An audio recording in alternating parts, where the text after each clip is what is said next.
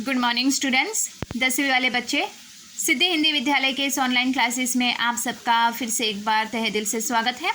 अब बच्चों, यहाँ पे हमारा ये जो आत्मकथ्य काव्य है, ये आत्मकथ्य काव्य ख़त्म हो चुका है, लेकिन फिर भी उसका एक रिवीजन के रूप में हम ये यहाँ पे उसकी चर्चा पूरी कर लेंगे। तो ध्यान से, इत्मीनान से आप उसको यहाँ पे अब तक जो हमने 3 हिस्सों में, 3 वीडियो में ये काव्य हमने देखा। मैं उम्मीद करती हूँ कि ये काव्य हम एक ही वीडियो में उसके भावार्थ के साथ पूरा तैयार करके मैं आपके सामने रख रही हूँ। आप सुन के अपनी कॉपी में, ये आपको होमवर्क है, यहाँ पे देखो प्रश्न के उत्तर तो उसकी चर्चा हम कर रहे हैं तो वो लिखने ही है, लेकिन यहाँ पे ये काव्य का भावार्थ अगर आप भूल जाओ तो आपको क्या करना है, आपकी कॉपी में लिख कर रखना है। ठीक है, तो मैं यहाँ पे आपको लिखने के लिए कहती हूँ। जिस प्रकार से मैं ये एक एक पंक्ति दोहराती जा रही हूँ, उम्मीद करती हूँ कि आप वो एक एक पंक्ति का भावार्थ सुन के अपनी कॉपी में लिखोगे। अब सबसे पहली पंक्ति है, मधुप गुनगुनाकर कह जाता कौन कहानी या अपनी। तो इसका मतलब ये होता है कि कवि यहाँ पे अपने मन रूपी भौरे के बारे में बता रहे हैं। कवि कहते हैं कि उनका मन रूपी भौरा उनके ही जीवन की कोई कहानी दोहरा रहा है। मुरझा कर गिर रही पत्तियां देखो कितनी आज घनी।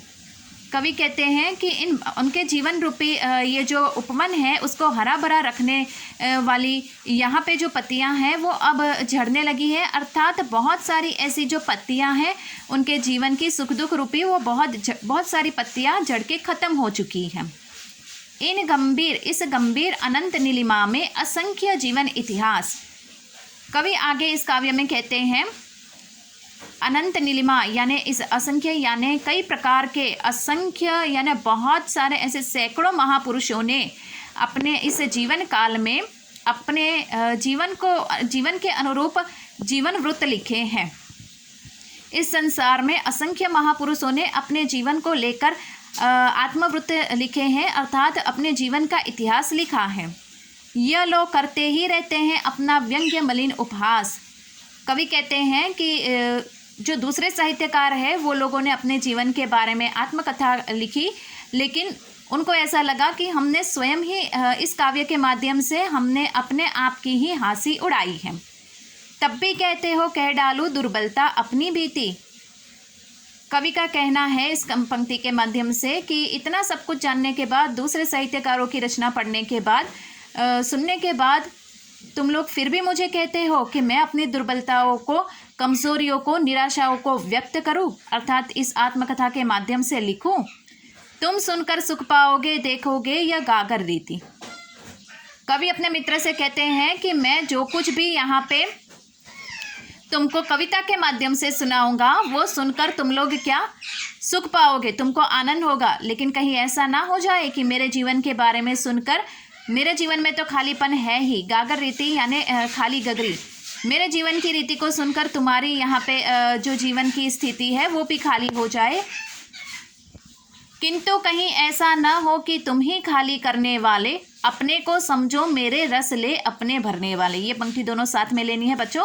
तो यहाँ पे ये साथ में लेकर उसका अर्थ होता है, किंतु कहीं ऐसा ना हो, कवि कहते हैं कि कहीं ऐसा ना हो जाए कि मेरे जीवन के बारे में मैं जो आत्मकथा लिख रहा हूँ, तुमको बता रहा हूँ, वो सुनकर तुम ये महसूस करो कि मेरे जीवन की ये स्थिति, खालीपन जो मेरे जीवन का है वो तुम्हारी वजह से आया है। तुम अपने आप को ही यहाँ पे दोषी मत समझने लगना। कुछ एक ऐसे भी होंगे जो मेरी जीवन की रचनाओं को पढ़ेंगे और फिर यहाँ पे अपने मतलब अलग प्रकार का आनंद लेंगे, अलग प्रकार का रस ले अपने भरने, यानी कि मेरी आत्मकथा को सुनकर वो हंसी मजाक उड़ाएंगे, आनंद खुद यहाँ पे लेंगे।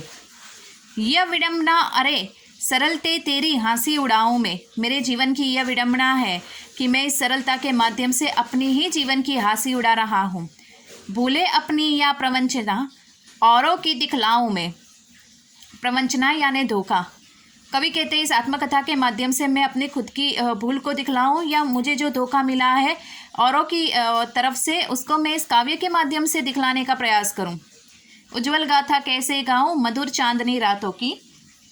कवि ने कहा है मेरे जीवन में बहुत सारी ऐसी स्थिति निराशाजनक हुई है, तो मैं अपने जीवन की ये जो भूले हैं, जो धोखा है, मेरे जीवन का जो प्रिय पात्र मुझसे दूर हो गया, उसकी ये उज्जवल गाथा कैसे गा गा कर इस मेरे जीवन की मधुर चांदनी रात वाली ये जो बातें हैं वो कैसे मैं तुम तक पहुंचाऊं। अरे खिलखिलाकर हंसते होने वाली उन बातों की। कवि ने बहुत अच्छी बात यहाँ पे बताई है। कवि कहते हैं कि मैं हंसते हंसते कैसे बहुत ही सरलता से अपने जीवन की बातों को तुम तक आत्मकथा के माध्यम से पहुँचा दूँ। मिला का वहाँ वो सुख जिसका मैं स्वप्न देख कर जाग गया। कवि ने और आगे बढ़ते हुए कहा है कि मैंने अपने जीवन में जो सुख देखा वो मुझे कभी नहीं मिला। जिस प्रकार से इंसान सोया हुआ होता है, स्वप्न देखता है और आंखें खुलते ही वो स्वप्न विलीन हो जाता है, जब भी मेरे जीवन में वो सुख आया, पलक झपकते ही नज़दीक आकर वो वापस उल्टे पैर लौट गया। आलिंगन में आते आते मुस्कुराया कर जो भाग गया। सुख के बारे में ही कहा है कि इस सुख को मैं अपने जीवन में, अर्थात अभी उसको अपनी बाहों में समेटना ही चाहता हूँ, सुख का मैं आनंद उठाना ही चाहता हूँ, लेकिन वो सुख मुस्कुराकर पीछे पैर करके वापस अपने जीवन में चला जाता है। जिसकी अरुण कपलों की मतवाली सुंदर छाया में अनुरागिनी उषा लेती थी निज सुहाग मधुमाया में। कवि कहते हैं कि उनके जीवन का जो प्रिय पात्र है, उनके जीवन के प्रिय पात्र अर्थात उनके प्रियतमा के जो सुंदर से लाल गाल है, वहाँ से जैसे कि स्तूपा भी उसकी लालिमा चुरा के अपने सुंदर सी मुखाकृति यहाँ पे बनाती है, सुंदर सी छवि प्रस्तुत करती हुई हमारे सामने आती है। यहाँ पे उन्होंने अपने प्रियतमा के सुंदरता का वर्णन किया है। उसकी स्मृति पाथेय बनी है थके पथिक की पंथा में, अर्थात यहाँ पे कवि कहते हैं कि उनके जीवन का एक ही मात्र आधार है, जिस पथ के रास्ते पे वो चल रहे हैं, जो रास्ता है उनका वो एक पथिक है, एक राही है। तो उनके जीवन को यापन करने के लिए उनके जो प्रिय पात्र है उसकी स्मृतियाँ, यादें ही उनके लिए काफ़ी हैं। वो किस प्रकार से उनके सामने वो उसको रख दें। सिवन को उघेड़ कर देखोगे क्यों मेरी कंथा को, अर्थात मेरे जीवन में ये जो परेशानियां हैं, ये जो दुख है, उसको यहाँ पे अगर मैं तुम्हारे सामने खोल के रख भी दूँ, सारे पन्ने में अपने जीवन के तुम्हारे सामने यहाँ पे खोल के रख दूँ, लेकिन फिर भी उससे क्या फ़ायदा होगा।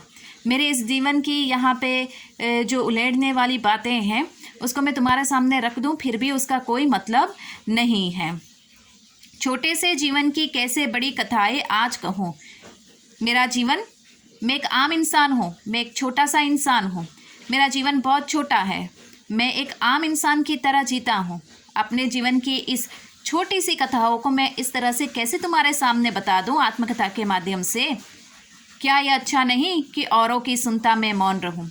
उससे अच्छा तो बेहतर तो यही होगा कि मैं चुपचाप रहूँ, लेकिन औरों की जो लिखी हुई आत्मकथाएं हैं उसको सुनता रहूं। मुझे अपनी आत्मकथा नहीं कहनी। सुनकर क्या तुम भला करोगे मेरी भोली आत्मकथा। अगर मैंने आत्मकथा अपने जीवन के बारे में लिख भी दिया तो भी तुम लोग सुनोगे, और क्या उससे तुम्हारा भला होगा या मेरा भला होगा। अभी समय भी नहीं, थकी सोई है मेरी मौन व्यथा। कवि ने बहुत अच्छी बात बताई अंत में कि अभी वो समय नहीं आया है, अभी वो समय भी नहीं आया है कि जब मुझे अपनी आत्मकथा कहनी चाहिए। अभी मेरी जो मन की इच्छाएं हैं, मेरे मन की निराशा है, जो वेदनाएं हैं, वो सोई हुई है, उसको सोने दो। वो मौन है, वो मुख है, वो अभी बोलना नहीं चाहती है। अभी समय नहीं आया है सही कि मैं अपनी आत्मकथा अर्थात वेदना तुम्हारे सामने व्यक्त करूं। तो बच्चों, यहाँ पे मैंने आपको ये पूरा वीडियो, ये एक ही वीडियो में आपको ये पूरे काव्य का मैंने भावार्थ बताया है। उम्मीद करती हूँ कि आपकी समझ में आया होगा, और आपको ये आपकी कॉपी में लिखना है। आप थोड़ा सा लिखोगे तभी आपको याद रहेगा, ठीक है।